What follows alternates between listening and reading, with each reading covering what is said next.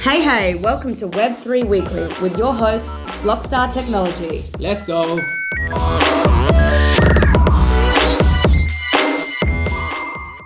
And hello, Twitter Nation. Welcome to podcast number 13. We have Craig here, Charlie and myself, Maureen, and we have a special guest speaker, Darren. Dun, dun, dun, dun. Welcome, Darren. Hey folks, I'm here today. Fantastic. Thank you so much for joining us today. So today's topic is going to be digital wallets. Is that right, guys? Yeah, predominantly. Yeah. Okay, and we've sought the advice of one of our special experts, Darren, who also knows a lot of this about this topic, as well as Craig, Charlie, and myself. So let's get going, guys. Take it away, Charlie. Awesome. Well, Darren, for the guests here on Twitter and Instagram that may not know about you, do you want to just give an introduction about yourself, mate, and background? Absolutely. So my name's Darren Rogan, at Darren Rogan on Twitter. You'll see me tweet about Web3, startup, crypto, and other random nonsense. So follow me on Twitter. I'm here having a chat today about Web3 wallets. I'm the organizer of the Gold Coast Blockchain Meetup. I've been a member since 2017, running it since 2021, which is another meetup, as well as the Europe Meetup, which is at the start of the month. I normally do one at the end of the month. The more the merrier, as I say, the more spread the knowledge. I'm a tech background startup guy. I've been in startups for about 15 years, and lots of different businesses, lots of different stuff. And I now run a Web3 consultancy firm, mostly around strategy and execution, and I give advice. And then I'm in a bunch of stuff, multiple projects, advisory, design, probably too much to go. And I don't actually like talking about myself. I feel a bit cringe. I feel like I'm one of those late night, QVCs, buy some shit from me sort of guy. Yeah. But you'll find out I know what I'm talking about as the conversation goes along. Pleased to join you guys. Thanks for inviting me along. Thanks for coming along. Sorry, folks. I said guys, I apologize for this. That's all right. No offense taken. And for your meetups, just for everyone that doesn't know, they're based on the Gold Coast. Any based in Brisbane or out of town from there?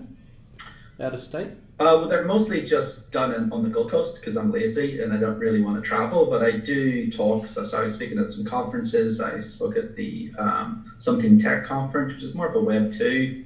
And then I've agreed to speak at the Oz Crypto Roadshow. I did the Brisbane one for that. I spoke at the Australian Crypto Conference on the Gold Coast.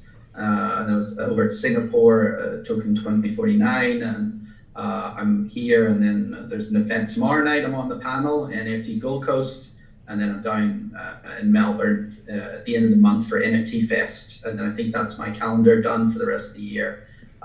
So yeah, you'll probably also see me in Brisbane at events as well. The Oz DeFi event I go to, and some other sort of crypto meetups there. You might see me as well floating around. But yeah, enough about me. I'm just a long-term techie guy who loves business and startups, but also has raised capital, sold businesses, and can articulate more than the tech. But I can go super tech if you want to talk about like packing of information. 32-bit slot packing, I can go down that far, but I doubt anyone here listening will be interested in that. So let's talk a little bit more about wallets. I think we've all got wallets. I know I have a few. I have hardware wallets. I have offline wallets, and I do sort of do some conversations around wallet safety. So I'm very pleased to be here with you to talk about this subject. Awesome, thanks, mate. So I think we should start off with the first one, going into custodial wallets such as exchanges, which has been blowing up recently, over the last week with everything going on with FTX. And it's been a long saying in blockchain crypto, not your keys, not your Bitcoin, or furthermore growing into not your crypto now as well. Yeah. So what's your opinion, Craig, on the my exchange wallets and putting a lot of trust of your finances into a third party that aren't necessarily regulated in this country, when you think there's FTX Australia and you're safe, and then it's actually all funds are over in the Bahamas FTX. All right, so we're starting with custodial wallets, which are one of the variants of software wallets for one, as opposed to hardware wallets. Just to be clear. So, but just on that, Craig. Yeah. Let's explain what custodial means, because some people might hear that term and not really grok what that means. Absolutely. Yeah. So obviously, with custodial and non-custodial wallets, as Charlie alluded to when he said before, not your keys, not your crypto. So what it means is that you don't actually control the private keys for that wallet. So it's all done by a third party, be it the exchange in your example. Whereas you do get other software wallets that you do get control over the private keys and have the seed phrase for and that type of stuff. And that is a non-custodial wallet, which then begs the next statement, which is it's difficult being your own bank because you are then responsible for everything. Yeah. And I guess if I break that down in real simple terms, with a custodial wallet, you put a trust in a third party, but if you forget your password, you can go do a password reset and reset your password and get into your funds via the exchange. With a non-custodial wallet, you lose your private keys and you don't have your wallet or your phone smashes, they're gone forever. Yeah. I mean, the beauty of I know we're still actually. I'll stick to to custodial wallets first. So we'll stay on that topic. But I've got some other suggestions for the non-custodial. Yeah, they can mash in as we're going. Well, with the non-custodial, as you just said, if your phone smashes, that's all well and good. But depending on the software wallet that you're using, you may have the same wallet set up on your phone, on your laptop, on your desktop. So it gives you at least some redundancy. I mean, you should always have your seed phrase backed up somewhere on hopefully something that's non-flammable. You can lock it in a safety deposit box if you want to go to that extent, as I've said previously. Each person needs to look at their own use case though. So your first question to me was, would I use a custodial wallet at an exchange? And that would all very much depend on what assets I had there. Yeah. So it's like, honestly, and I don't want to go down a gambling route, but I'm just using this as an example. Walking into a casino, if you go and throw $50 on a number at roulette, you've got to be willing to lose that $50. Yeah. And it's the same thing. So if it's only $50 and you don't care about it that much, that's great. It's when we come into the next, when the market picks up and everything starts gaining value, that it may be important that $50 has now turned into several thousand or something of that nature. And that's the bit that sort of trips people up, I think, in this situation. Yeah. So, the initial investment wasn't great enough for them to concern themselves with it being, that type of wallet, but it can certainly turn into that very quickly. Yeah. I think that's a very good point there, Craig, that we should take the security of your wallets, related to the value of it. Yeah. Because if you've got a lot of money, then, you're at a lot of risk. But if you've got a small amount of money, it's a small amount of risk. Yeah. So I, for example, have, multiple wallets at different levels of security. Mm-hmm. So I would have like a cold storage wallet, which is a safe wallet. Well, I'm not explaining what that is exactly right now. Just I've got larger amount of funds in safe locations, and I've got small amount of funds in my sort of hot wallet. Now, logically, you can think of that as a bank and your physical wallet in your pocket. So I don't hold a lot of cash on me at any time. So if I ever got mugged or went to the wrong website, I've got a small amount of loss of what's in my wallet on me versus my larger amount of value, which is in a higher security wallet. Yeah. And you just touched on something else that we might need to explain depending on who it is that's listening.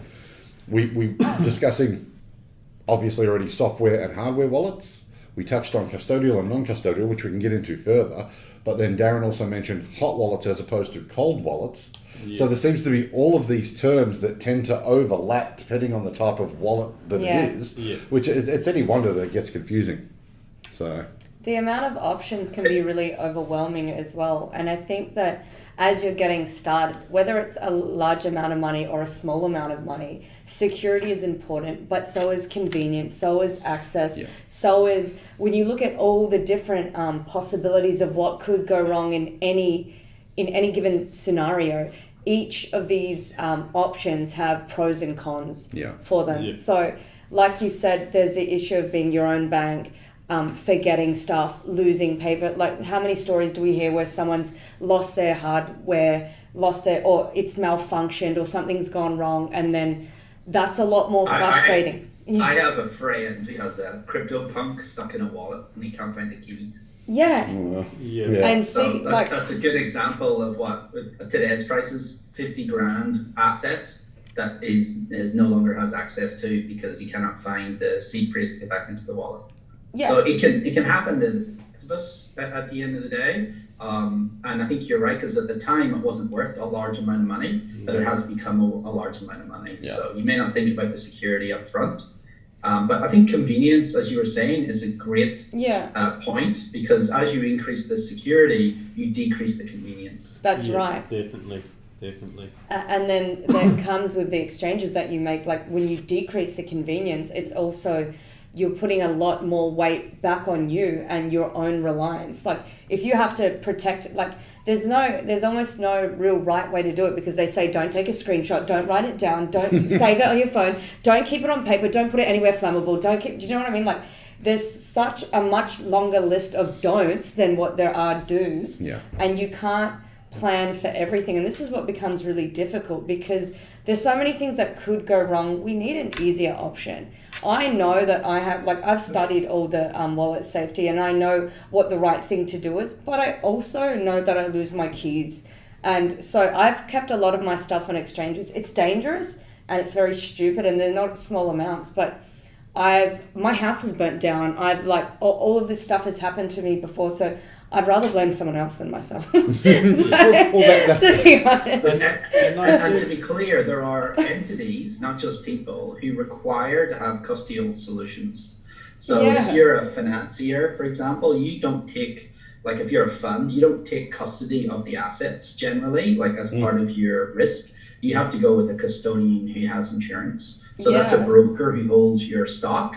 And that might be, Coinbase or someone else who holds your crypto on your behalf, because you as an entity don't have the expertise, and you outsource that to a custodian. So I don't think custodian wallets are a bad thing, and I don't think they're going to go away.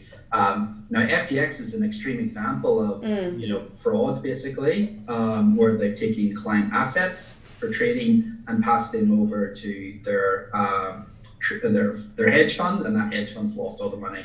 So that can happen in the banks, that can happen anywhere where a deposit entity basically becomes insolvent because their balance sheet gets broken. That could be a collapse in the underlying asset value, which was the FTX token, which actually came to light all of the stuff that's the issue. But that could happen in a bank, logically, folks, where the property value, let's say that a place had all just apartments in Melbourne, and then we find out that they're recovered with, cladding and asbestos and concrete and all the bad things that can happen, and the builder goes under.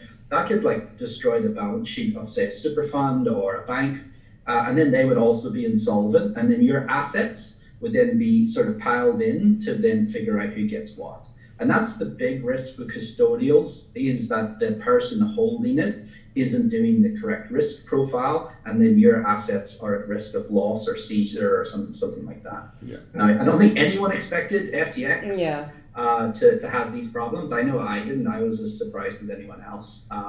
Not impacted too badly, lucky enough. I'm not a trader, but I do know some other people have been badly affected. So I do feel very sorry for them. And I mean, again, with what you alluded to before about having multiple wallets, and to add on to what you said, Maureen, it's difficult being your own bank, but to mitigate risk, if you do break it up into multiple wallets, it adds so much complexity. But if you do lose the keys or seed phrase to one of those wallets, it's only a portion of your assets that you've lost or don't have access to. They're not lost. We know exactly where they are. They're on chain. You just can't get them. So they're never actually lost. I feel like that's even worse, knowing what it is. It's right there, but I can't have it. And I can relate to that. I don't even know how many exchanges I'm signed up to in different ways, and little bits sitting there and over there just to get some token or some trade. You and I both. I was looking at my list. But I think a good one for what you were touching on, Maureen, is there's software Taurus. So far it's been safe, where they shard the the private keys within the Taurus network, and you actually just sign up with your email.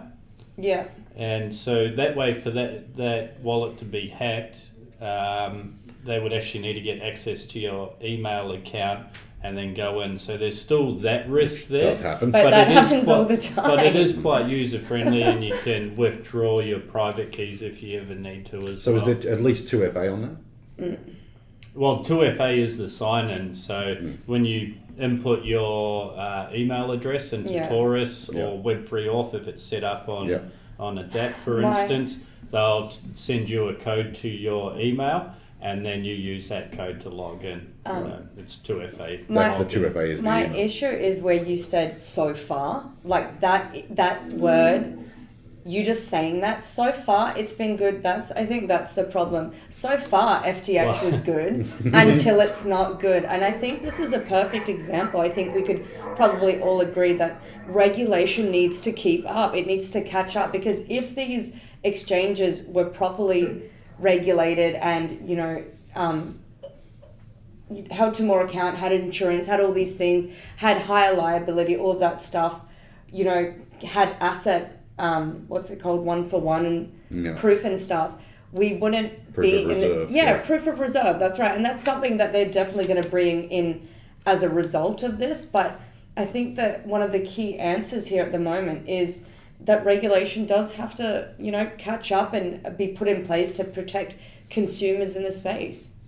It does. But just remember that a regulation does not stop this. No. Yeah. It's like saying cops stop crime. Cops don't stop crime. They punish people who do criminal things when and if they catch them. Yeah. So there are some regulations in the Bahamas, and it looks like FTX has broken those and done things which are illegal, and the investigations will go ongoing.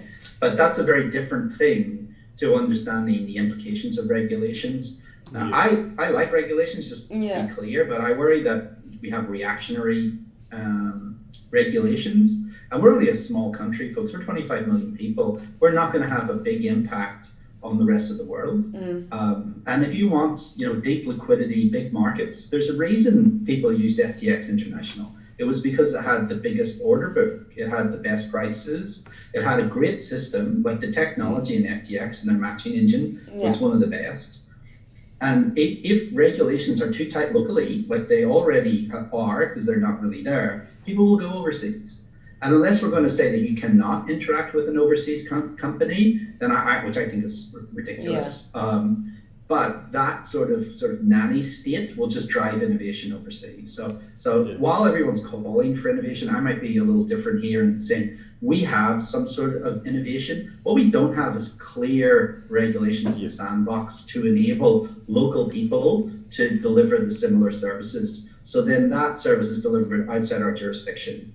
And then the user protections that would come from being inside our jurisdiction, the consumer protections and the restrictions that you've just said, they would all sort of be required roughly, but they're not. So the reality is it's a world marketplace, and you can't beat fraud. If somebody's doing fraudulent activities, they're going to do fraudulent activities. What it has proven to me is that we need more on-chain verifiability, because it was from an insolvency was detected because there was an illiquidity. But if you had on-chain reserves, we would have known that they didn't have the money that they said they would have. So there's a whole bunch of stuff coming out. I don't want to speculate too much, but it is sort of interesting to understand that while we want these regulations to go in, they may not give the outcome that we're looking for. So I would prefer that we took longer and spent more time on it. I think people don't understand the risk. So I think there's a lot more education about risk. And like I used to say, risk of return is more important of risk on return. But most people don't comprehend what I'm saying. And you also have a bias rate if you don't believe that's going to happen to you. Like seatbelts are mandatory for a reason. It's not like if everyone thought rationally, everyone would put their seatbelt on. But there's a reason there's a law. It's because people don't consider the risks. We're very bad at looking at risks for ourselves. Yeah. So I'm hoping it's sensible. That's all that I'm saying. Yeah, and I remember 2018, that happened when Malta, I remember Binance Malta Yeah. opened up clear regulations and invited everyone from blockchain, and I think, I can't remember exactly, but there was countries clamping down and there was rumours going about of what was happened, and Binance just went, right, we're moving to Malta. Yep. And a bunch of other crypto exchanges and other businesses moved to Malta as well, and they've done quite well from it. They had a big growth because we work in an international blockchain. There's no borders in blockchain, Web3. So. Yeah, exactly right. There's a ton of projects here based out of the Bahamas. Do you know what I mean? Because you're looking for the best regulatory environment for an online business. There's no requirement to be an Australian entity. We can all work, for a foreign entity at the same time. So, there's a thought process which is very localized, where they could, control the movement of labor and money from being a country. But when we move to an international global system, now people are going to cherry pick the best regulations. So, coming back to regulation, it may not be the best thing. I know it sounds weird, but if there were better regulations in the first place, then those services would be localized and then we'd use them. Yeah. But if we won't, then we'll go overseas anyway, because an internet browser, who cares where it is, Like I my emails from Germany, my other provider for something else is all across the globe. I don't know where they are. I only figure out where they are when I'm doing my accounts to see who claimed GST back. You know what I mean? That's about the only time I care. Yeah. And then, just to touch base on the liquidity too, is we don't see it too much in Western worlds, but it would happen. But you see in countries like Turkey and other countries, when there's a worry of funds or inflation, everyone goes piling into the bank. If we all went piling into the bank in Australia to withdraw cash at the same time to put under our mattress, the banks would close and say, sorry, we've ran out of money, and there'd still be 80% of us waiting to try and get some cash until it fills back up. I think there's 2 or 3% of physical cash for all monies in existence. I think it's 4 in Australia. So there's only 4% of all money, as we would know it, actually has physical tender. So we already live in a digital money world, folks. There's not that many people who are not digital. Yeah, definitely. Well, I guess with that one, it'd now take us on to self-custodian. Some examples. Trust Wallet. If we're sticking with software wallets at this stage still. Yeah. Because like I said, there's multiple categories. There is. Yeah, I'd say software. So, Trust Wallet. Yeah. I like Trust Wallet. Yeah. Not my go-to wallet, but I'm switching over. As I'm coming off exchanges, it's multi-chain, so you can have it all sitting in one. Obviously, the OG MetaMask. Yeah. And also Edge Wallet as well, which is an old one that got upgraded. Yeah. But yeah. And that begs the point too that you may end up needing different, even if you're using software wallets, but different wallets depending on the assets you have, because not all wallets support all assets. All assets, yeah. So it adds that whole next level of complexity to this as well. Sorry, Darren. No, the only other thing I was going to add is I've started using the Rainbow wallet, which is quite nice. I like it. I think it's a good introductory one. It's got a really nice UI, and it sort of brings up to front DeFi options, and it gives you staking pools right in the wallet. I noticed some of the other wallets are they're very good on the utility, but they don't sort of have any discoverability about what you can do with them. Yeah. Where I think that Rainbow are doing very good of helping you find ways to use your wallet directly in the wallet. So it's worth checking out as well. Yeah. So were there any other options that you had for Ronin other than the Ronin wallet? Not that I looked too far into. I just went straight to Didn't Ronin overturn wallet. every rock, but I didn't overturn every rock, but I just went straight to the Ronin wallet. And they've got a pretty nice UI, but that's, again, just for the Ronin ecosystem itself. Which begs the point of that complexity. Until you bridge out, and then you've got to have a MetaMask or bridge in. And so that then, I guess, sorry. So I was just going to say, so MetaMask is the most popular Ethereum wallet. Yeah. It's been around for a long time. It's got a mobile app and a Chrome plugin. And then Phantom, which is probably the most popular wallet for Solana. Yeah. Staying with popular wallets can be beneficial because there's more development resources for upgrades and so forth. So be aware that in your wallet selection, you can also get multi-chain wallets. Yep. But there is always a risk of going with a new one because you are sort of someone else is sort of interacting with your wallet on your behalf. So there's a risk there too with going with random wallets. So you want to make sure that you're securing your actual wallet software and using a reputable, known wallet. Yeah, because at the end of the day, really the wallet's just...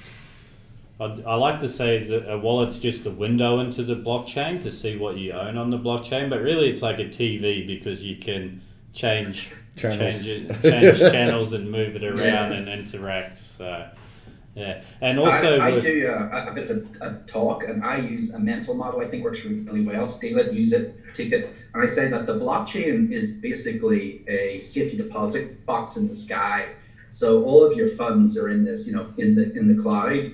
And then your wallet is really just your key, your physical key to get access to those things. Yeah. And that, I think, gives a good idea of the custody, because I think people always get the custody incorrectly in the mental model. So if you go to like a bus station, there's a bunch of lockers. That's basically like a blockchain, and your wallet is one of those lockers. And then how do we interact with those? So if you use a bad wallet, so you think about you putting your key in a bad physical wallet that copies your key and sends it off, then you still have those associated risks, which is why I generally recommend to go for the bigger named ones. So just also be careful. Yeah. And I think with the custodial wallet example, using that, you would effectively be asking the guy behind the counter, can you get the stuff out of locker number 4? And he's got a big bunch of keys that he just walks over with and gets it out, hoping that you are who you are. Yeah, where it's a robot. It's a robot. That's right in this instance. So we've got just to be clear, these Web2 businesses, they don't normally work exactly like that, like behind the scenes, like FTX and Binance. Yeah. What happens is your assets get pulled into these wallets, and then there's a normal database system that claims. So you're actually working on a normal database system, which is why you pay gas fees, and then your claim of the assets is what gets pushed around, and then when you withdraw, and you're getting your percentage out. And that is why, FTX, for example, may have been able to take customer funds and then send them away because they were actually in that wallet behind the scenes, and because no one was trying to take the money out yet, no one was aware that the money wasn't actually there. Where we use on-chain stuff, we physically move around funds, and we can verify that they exist. Or even in some instances, you may be paying fiat and effectively just getting a credit amount in a particular currency, like cryptocurrency, in your account, and it may or may not exist in the wallet that the exchange is running as well. And if you then decide to change that for another cryptocurrency, it's merely just them changing the value of your credit and what type it is without any on-chain activity whatsoever.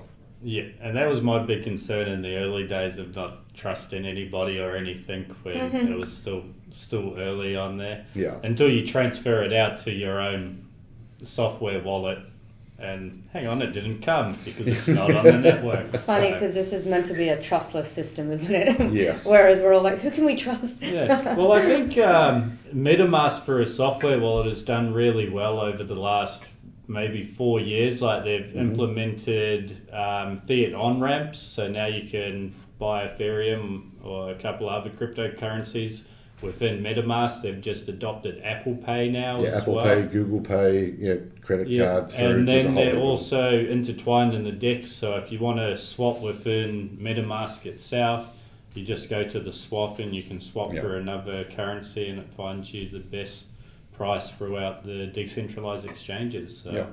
So it's getting there. Getting there. They're getting there much better. I got a bail. I got another call that I need to go on. But I think more knowledge around wallets is great for everybody. Thanks very much for having me on board. And, Thanks, Darren. I'll see you next time. Thank you, Darren. Thanks so much. See you next time, mate. Oh, okay. So does anyone on Twitter Space have questions before we move on? I don't know how to read that. I know BrainScan just joined us. So does BrainScan want to jump on and talk? Hello, BrainScan. Yes, how do we activate this? Someone that knows how to do it, please help. somebody that can see. Charlie, we need you. Sorry, guys, 1 second. We've got a speaker wanting to speak. All right. I think you're good to go. So if it worked, let me know. Hey guys, There he is. you guys doing such a great job. Awesome. Thank you. You're doing a great job of listening. Yeah. I thought I'll just jump in to let the audience know that we have a giveaway. So we're going to give away a Ledger Nano S. And obviously, we're not going to, it's not something that we bought. But what we'll do is we'll pick the winner, and then we'll get them online with us, and we'll buy it from Ledger website, and we'll send it from the website straight to the winner's address. So and that's a very important point, I think, that you're raising there, because while everybody will tell you that a hardware wallet is more secure, it's only more secure if you can 100% identify that it came directly from the trusted manufacturer, wasn't bought secondhand, or the package had been opened at a retail store and had some other software installed on there that's going to steal all your crypto out of it later. So that's exactly why you're mentioning, I guess, that it's not something that we purchased, that it will come directly from the manufacturer to make sure that it's secure and appropriate. And from the trusted website. That's exactly right. A few years ago, people were purchasing them off eBay with malware backdoors in there. So always purchase your hardware wallet from the direct website and make sure it's trusted. Absolutely. I normally do the social experiment where I'll jump on their Twitter page, find out, make sure other people I'm following, follow them, make sure it's the legit company as such, and then go to the website, because I'll normally have their website in the link there, but we'll take care of that for the person who wins the lucky one. And Cozzy, brain scan. Yes. Not too sure what to call you while you're on the phone. Cozzy's fine. Brain scan. The cat is out of the bag now. Yeah. Brain now scan. they know. Brainscan.eth. So how do people enter our competition for the hardware wallet, mate? A good question. So that's something that I will do. Look, I think we should make it more interactive. Chuck a comment in the space, and we'll pick a winner. Put your hand up and come and ask, be part of it, get involved. Or even if we are not comfortable in talking in public, just drop a message to this space as well, and we can, we can talk about things and ask difficult questions as well. Because at the end of the day, we don't know everything, and this is a platform to share knowledge and learn as well. Yeah. So best question or comment? Yes. Okay. No retweet required. But that is optional. Yes. Guys, I think we should always, also, I would like to talk, you guys had a good discussion about the hardware wallets, right? The hot. We haven't touched hardware wallets yet, Cozzy, but also just to touch base on the software wallet to finish that category up, is if you ever lose those private keys that you have saved, you will not be able to access those funds again. So unless you have that on multiple devices. Unless you have that on multiple devices, but so those private keys, they can get you into your app.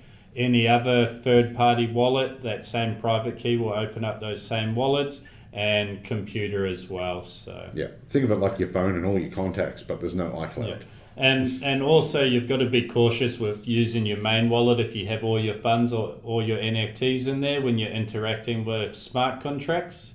MetaMask just done an update where they'll send you a warning on what exactly that smart contract's doing, because not everybody can read the code or the functions. Yeah. But it's always best to have a second wallet to play around for mints or connecting to third-party dApps that aren't as well established at the moment if you want to jump on something. So it's always free to spin up a second wallet and use that and send some funds over, so you're not at risk of losing everything if you don't have a hardware wallet stored elsewhere. If at any point the words "seems legit" go through your mind while you're looking at something, use the other wallet, not your main one. Yeah. Always use the burner wallets. They're free. You spin them up and burn them. Yeah. I got a question for you guys. Say, for example, now I have given the my seed phrase is like is in the open, right? Someone found it. Is there a way for me to reset my private key of seed phrases? No, you won't be able to reset them. Your only chance would be withdrawing everything out of that wallet to a new wallet with a new seed phrase or private key. But if you didn't know that they found it, you most likely would find your funds gone if you had sent an email and that may well someone be the first interfered sign. with it. Yeah. The advice in that circumstances would be to move everything to a new wallet and move it now. Yeah. It's definitely... or don't put your seed phrase out for anything. Well, there's that as well. Or share it with anyone. There's people still falling for, share me your seed phrase and I'll sort it out for you. Do not do that because you cannot. It's not like an email address where you can reset your password. Yeah, and I think we also say that don't take screenshots on your phone. It's because it syncs with iCloud or Google Cloud. And then if they get compromised, then whatever app you're connecting to, like TikTok, YouTube, whatever, they all ask for rights access to to your images and things like that. Yep, that's right. Yeah. Super important. So, why would I use a software wallet? We spoke about long time ago. There were paper wallets, right? And now we got to software wallets, and now another level gone to hardware wallets as well. So I won't talk about hardware wallets yet, but what is the difference between a paper wallet and a software wallet? Can I take this? Because I've got two things for Cosy on this. One, convenience. Yeah. Obviously, because your paper wallet, obviously you're still going to be interacting. You could make mistakes. You've got your seed phrase written down, on something to be able to do this, or the private key. I wouldn't think it would be the private key. But in your case, Cosy, the main reason you wouldn't use a paper wallet is because it won't display your NFTs. Mm-hmm. Oh man, that would kill me. That would kill me. Yep, not a hope. No, not unless you want to draw them all on the backside of the paper or something. Yeah, just print them out. You'll be fine. Cool. Alrighty. So, what are the questions that audience? Why don't we ask the audience? Have they got any questions, or if they want to add any? So while we're doing that, we'll just talk about it. As you can see, there are so many different options, and it really comes down to, number one, what you're doing with your funds. Whether you're actively trading, whether you are purchasing, buying, selling, moving, whether you're just investor and you buy and hold, how much you trust yourself to keep something safe, who has access to this stuff, like where it could be kept. Is it, as long as you've considered all the possibilities, which can be hard to do, and what the purpose of those purchasers are for. Yeah. So... Yeah, Charlie, it's risk versus convenience. Yeah. But be aware that what the risk was can change and what the convenience was may also change. Yeah, and it's also use case. Like if you're constantly using your coins, or you're constantly buying NFTs, or you're constantly swing trading, or do anything like that, and you need to often access it, even if you're bot trading, you need a minimum amount of money on an exchange for it to actually operate properly. It just comes down to what you're using and what your individual circumstances are, really. And I guess it comes into part of that triangle too, Craig, we always talk about. But exchange, I say very user-friendly. It can be quite overwhelming for people just getting into it if they haven't traded stocks or anything like that. But you're not paying a gas fee because none of it's on chain. It's all done on a database. So when you're transferring between coins, whether it's other chains, the same chain, it's all gas-free database. You can remove that out. But over the recent years, you've actually got quite a few good DEXs coming out, like Uniswap or PancakeSwap, Ronin, as we touched on, Katana, which more on-chain. So anything you do there, you will have to pay a gas fee, and during peak markets, those gas fees increase as well. Yeah. But I think for the NFT space, it also depends what you're doing. So do you know That'll like be what? But yeah, with NFTs, it's Yeah. sort of brought a lot of people into having their self-custodial software wallets Yeah. or hardware wallets, because OpenSea, Rarible, GemXYZ are the main places, and you have to connect with a self-custodial wallet to interact with them. They're not exchange-based. Yeah. So can I just throw some thoughts out there, maybe because you guys are so well across this. When someone purchases stocks on the share market or shares, and they go and purchase it and they're the owner of those shares, you can access any of that. So what is the difference, like essentially? Like why is it that I can buy shares and they can go up and down in price and I can trade them if I want and I can hold on to them? You can trade them for cash, but you can't trade them for other shares. Okay, so put that aside. Why is it that I can access them anytime I want? And is it because those sites are regulated better? A broker handles that, so there's a middleman where you pay Yeah. like maybe $20, $25. Some of them are 10. I think Yeah. CommSec is free, and the broker signs that deal. So all the shares go through the broker. Yeah. And I'm no expert on this, but this is my understanding. Shares go through the broker, and that broker holds those shares on their order book saying you own X amount of shares. Okay, so is there a way that that same system would work and operate? A decentralized exchange. Yeah. So what I'm saying is the difference that brokers are more regulated. Would you say is that what we're missing right now? Clearer regulations there. And even when you see brokerages like I think it's eToro, you can buy certain cryptocurrencies. CommSec in Australia, Yeah. I don't know if they have because I don't bank with Commonwealth, but they're about to bring in like Bitcoin and ETH. Yeah. But they just sell you a contract to that currency, so you never actually buy the currency. You're buying a contract that follows the price. So you never actually own it or can sell it or withdraw it. They've just got a market that has a contract on the price you brought, and you can sell that contract. So is that the equivalent of the exchange just saying you have this much credit and we're going to show you what that is in Bitcoin? I guess in our exchange case is the broker is the exchange. That's what I'm saying. It's the equivalent. That's And the the same thing. blockchain is the share market. Yeah. So that's FTX. So is the only differentiating factor the fact that currently they're better regulated? But you've got to remember, Yeah. brokerages go bust too. Yeah.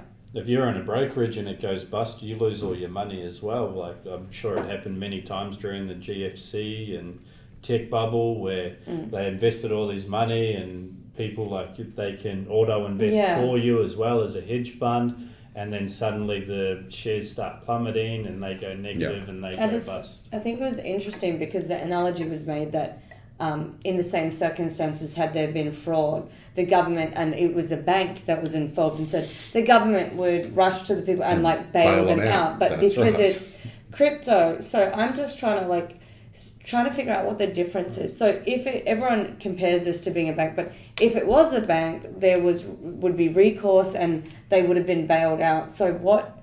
But is that bailout option? Well, I'm not saying it's an option, but is that available to them because of the regulation? Is that available to them because the government can just print more money and give it to them, but they can't print more bitcoins and give it to them? They have to go buy the bitcoins and give it to them, which then drives up prices. Yeah, it's a little out of my It's wheelhouse. a very, but very complicated. Yeah. Very complicated. So I'm just chucking out a bunch of questions just because I have you guys here and I like them. Yeah. Do we have anyone here? Or do we Guys, so I got a question. Yeah. Yes. So, so when I when I get crypto or NFTs, do I get them into my wallet so that if I lose my wallet, I lose all my things, or where do those assets sit? Is it in my wallet or somewhere else? It is exactly like, probably Darren's analogy was really good explaining. So your assets are on the blockchain. However, and if you associate that to being the Safety deposit deposit box, your wallet is the key. So your private key is the key. yeah, provided you have the key, yes, you can get to it. If you don't, then we know exactly where your stuff is, but you You can't don't get have it. access to it. Yeah. Damn. Damn. Are you asking for a friend? Yes. No, which is why I've suggested, like, one of the, obviously depends on the assets. Like I said, do your own research and risk versus, how convenient it is. Yeah. But if you're using a software wallet, I would recommend a non-custodial software wallet. And if it's something like MetaMask, then set it up on multiple devices and back up your seed phrase. And create new accounts. You can have multiple accounts in that one wallet. Accounts to connect. Yep. Not 100%. So it's not like you have to pull out a website. different phone or use a different app if you want to use a different wallet to connect to a particular DApp or Just interact add with a an contract. account. That's right. Add an account, name it, and then open up multiple more if you like. Absolutely. So do we want to... Thank you. You're welcome. Is there anybody else? Sorry, I can't see that. I haven't got my glasses. No, we're good? Okay. No one else So, wants to come up. Did we want to move on to hardware wallets? So you finished with... Well, actually, did we define the difference between a hot wallet and a cold wallet? I'm not sure that we actually did that, did we?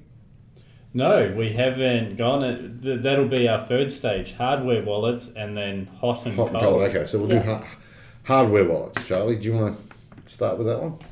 So a hardware wallet is Legionano, Trezor, or it could... That'd be the only two I would go with, Recommend. but there was that third one that we seen, but I really liked it. What was that one, Craig? You were showing me? The stone tablet?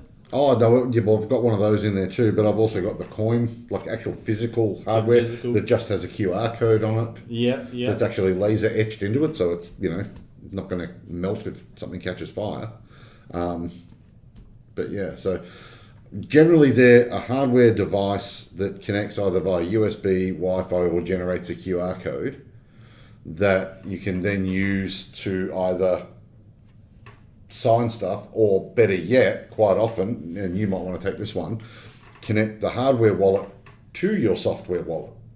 Yeah. So you've got your hardware wallet in like Ledger Live. You can download the app and you've got a view of all your funds in there, much like an exchange, but it's your own little piece of software where they don't have the private keys to it.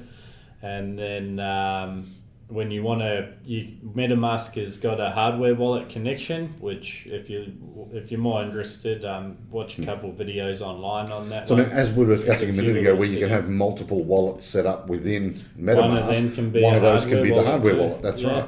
And then you connect your hardware wallet, open it up with your PIN, and then connect it into your MetaMask, and then anything you do through that MetaMask hardware connection, you've got to sign for on your device. So you need the physical device to be able to sign and interact with the contract or transfer. Signing assets. just means that you're accepting that transaction or interaction with the blockchain via the device. Which makes it, it's a little more complex, less convenient, I guess, to do that.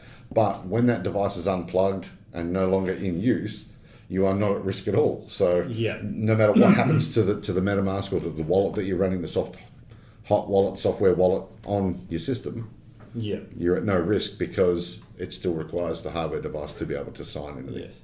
And going into that, that's what we would call a hot wallet. Yes. So cold wallet, Craig. How would we explain the cold wallet on that? Perhaps Brainscan would like to explain what a paper wallet is, and that might explain some of that at the same time. Yeah, I guess so. Yeah. Are you there, Brainscan? No. Oh, he's got us the hard Then you might have to do it.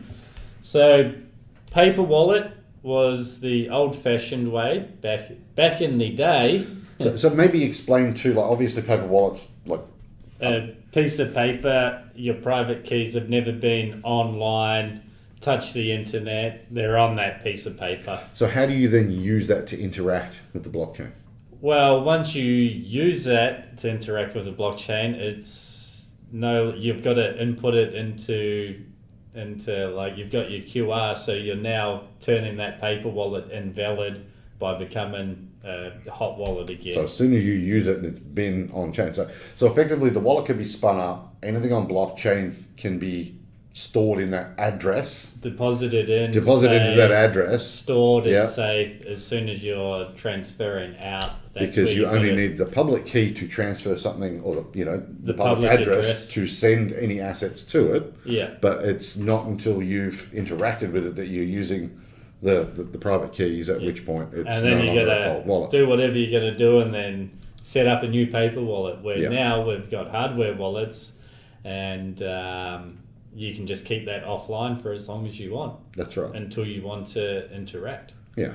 So you can go and buy a device, transfer your assets without even plugging provided you've got the address, the public address off it, you can transfer all your assets to that address. Yep. Having never have connected that device to the internet, to the internet whatsoever. or to interact with the blockchain. Yeah, and then when you do connect that in and interact with that then turns into a hot wallet. No longer cold. Yeah. No longer cold. That's right. So, all right. So we covered custodial and non-custodial software. They would obviously be hot, and a lot on exchanges and that. There was a little bit on exchanges in there as well. We talked about your hardware wallets, paper wallets. Are there any other types? Software wallets. Not that I can think of off the top of my head. Can you? No. Pretty much Maureen, what questions have you got for us from this conversation of all these different wallets? I am just, the thing that goes through my head, especially when you say paper wallet and you can transfer it without it ever being connected to anything, is the problem is if you get it wrong or you send money and you don't check that it's gone through, once you've sent it, there's no way you can get it back. If you sent it to the wrong address or you got a single letter or number wrong, that's it. That's the power of the blockchain, though. It's immutable. No chargebacks. And it's really difficult to be your own bank. Yeah, but you know, like, be your own bank. The risk is you have, how long is a hash? Is it 26? Depends on the chain. Depends on okay, so changes. like you can get it, and it's pretty long then. So when you come down to dealing with writing things down and, input, like the risk of human error increases exponentially. Like the reason they don't use O and 0 and L and 1 is because of those mix-up. Like they're removed from... But would that be worth spending 40 hours to research if you had $100K to $1 million sitting on FTX? But what is... you can research. I feel like... Educate yourself. But what's the right answer? Like you can educate yourself, you can look at all these options. I personally think the best way is, as you guys know, get in and push buttons. Like if you're on an exchange, send $50 to a software wallet. Go transfer some funds across and learn mistakes and bridge over to other chains and watch some YouTube videos on that and just get in there and do it with small amounts. And even when I first started out, I would do everything via a small amount first and then sit there waiting. Okay, it hit that account or it hit that ICO and I got those funds back, and then just recreate that same transaction. But it's all just getting in there and giving it a go, I'd say. But with small amounts to begin with, if you're not used to it. Like, the funny thing is, I was... what was it? I had something to do with the bank and maybe an exchange like Binance and depositing money or withdrawing money or something like that.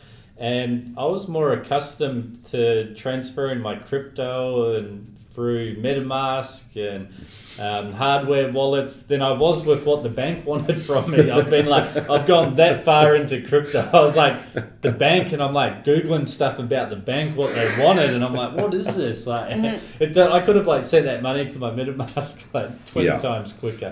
Wise words to suggest to transfer small amounts first when testing, because I know that there are many people out there that have tried to transfer a token to a wallet that's not even necessarily on. Yeah, and the see, same yeah, chain. that's Isn't on the exactly same right. chain, which is an important step. You can only send Bitcoin to Bitcoin. Is that a question? Your MetaMask wallet can handle quite a few chains, but they're EVM based, so they won't be compatible with, say, Solana or Cardano. That's correct. Is that a hand up? Yes, Brain Scan.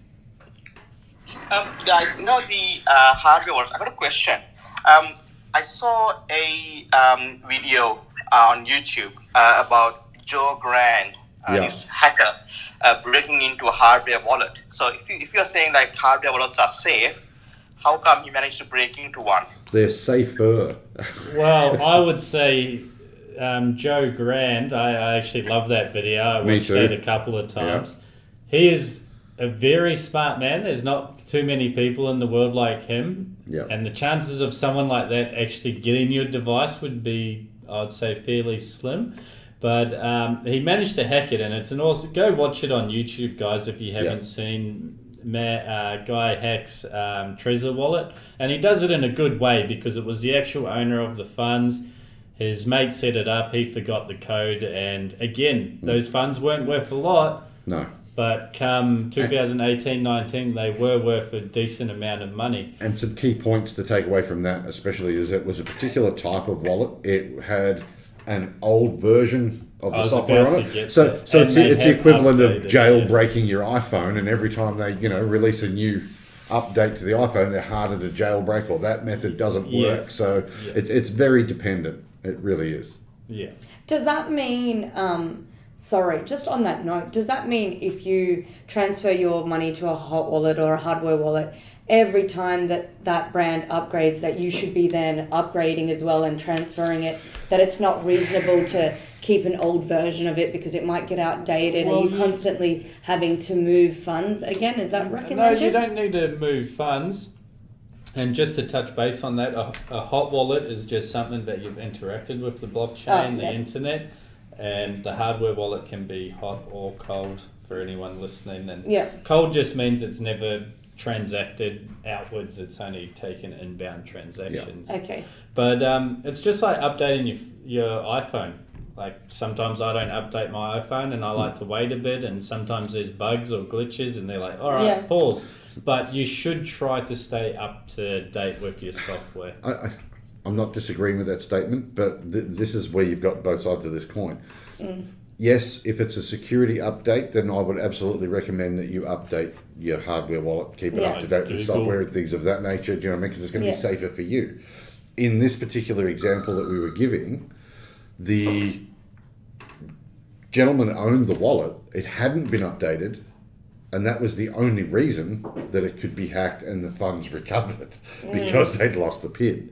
So if they'd have followed correct procedure and kept it updated, probably would never have recovered those funds. But in saying that, he would have remembered his PIN most likely because he was using it more frequently and updating it. And update it. He just let it sit. We got another question. Go ahead, Brain Scan. So is there a place that I can go and see where that my wallet is connected to, so that because I don't remember, right? Because I love NFTs. I just connect my hot wallet to all these contracts, and where can I see? Is there a place that I can go and see? Okay, my wallet is connected on this chain to this website to this smart contract, and is there a way that I can just select all and disconnect? MetaMask has a list of them in it if you were using MetaMask, but there is a website, but it's escaped my brain at the moment. We'll post it in the bottom of this space chat if anyone wants to check it out and have a look later on. My question is... I'll have to go into my bookmarks and just check that one, what's in there. For this site to know which contracts, application sites you've interacted with or connected your wallet to, does it also need to connect your wallet to get that information? And then when you clear them all, does it actually clear from that site? Clear itself. Does that make sense? I never thought of it. It'd be like going to a website to clear your browser cache and the only thing left is that particular website.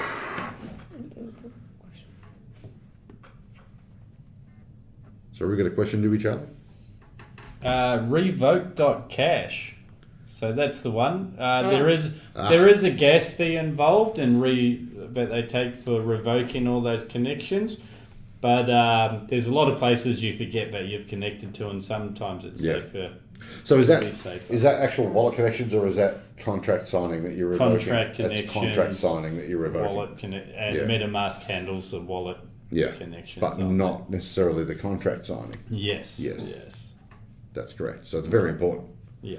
Because while you might have been at the site and interacted and everything seemed legit, you never know what happens in the future. That's exactly right. Especially with proxy contracts these days, upgradable contracts. Yeah, because you're interacting with the proxy, and then it's talking to you don't know what at the back end.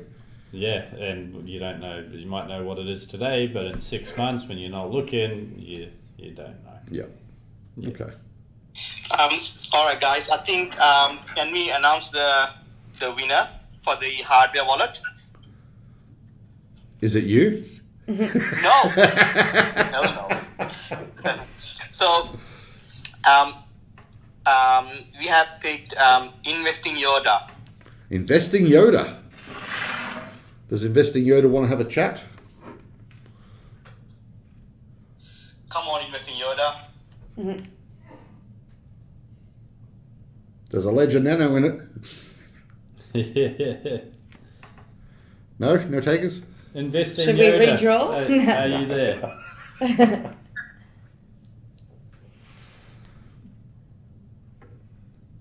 I'll invite Investing Yoda to speak right now, and if he doesn't jump on, we'll send him a DM from the Blockstars Twitter account, and hopefully he gets back to us. Yep. He could be driving, he could be listening to us in the car. That's it true. is 6 o'clock New South Wales, Safety Melbourne first. time, so Yep. Victoria. Absolutely. So yeah, no answer on that one, brain scan for now. From Investing in Yoda, but we will send him a DM if possible. Let me just check that.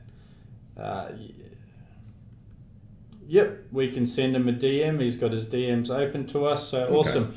We'll get in contact with Investing Yoda, and we'll get his information, and we'll probably jump on a call, order his Ledger Nano, and send that to his address. Awesome. So were there any other type of wallets that we needed to cover? Any other questions? No, I think I'm done for questions for now. Okay. I mean, I have plenty more, but I'll leave them for another time. Otherwise, we won't finish today. That's right. Yes, we are 5 minutes past the 1 hour, but it has been an awesome episode today, episode 13. We had Darren on, had plenty of questions from BrainScan today. Wish you could have joined us, mate, but hopefully next week we'll see you here for episode 14, and we'll go brainstorm what we're going to talk about for that one. Will do. And come back to everybody on Twitter and Instagram. Might be worthwhile just shouting out too, like if anybody has a specific topic that they'd like us to cover, shoot us some topics. let us know. What is it that would interest you? Yeah, what interests you? Yeah. Yep. That's a good one. Maybe we might have to start a DAO. Oh. Right after the podcast about what a DAO is. Yes. That may work. That may work well, Craig. Yes. And as we're doing our monthly meetups, which our next one will be in February, first Tuesday. We're having a break for the end of the year. We've got a lot of work on and a lot of events to go to, which are exciting. Me and Cozy will be down at NFT Fest next Wednesday, Thursday, and in Melbourne Friday, if anybody wants to catch up from there. And but that could be interesting. We could do our meetups, POAP, and do that on Polygon, and allow our meetup people to make proposals and vote on upcoming weekly podcasts from us. Could be anybody online. Anybody online, we could be sending them to people that join our Twitter spaces as well. Absolutely. So we go global. Yep. That actually sounds exciting. We gotta brain that one out. Yep. Work that one out. Alrighty. Awesome. Well, thanks everybody for tuning in today. It was great seeing you all here, and awesome again having Darren on. Thank you, Darren. Go check out his meetups. He's awesome to listen to. He can break things down very easily, like a high overview, and he can go right down to a real technical. So he does great meetups there. Okay. Yeah. And all right, we'll see you guys next week. Thank you, guys. Thank you. See ya. See ya. Thanks for tuning in. We'll see you next week. Same time, same place. Subscribe.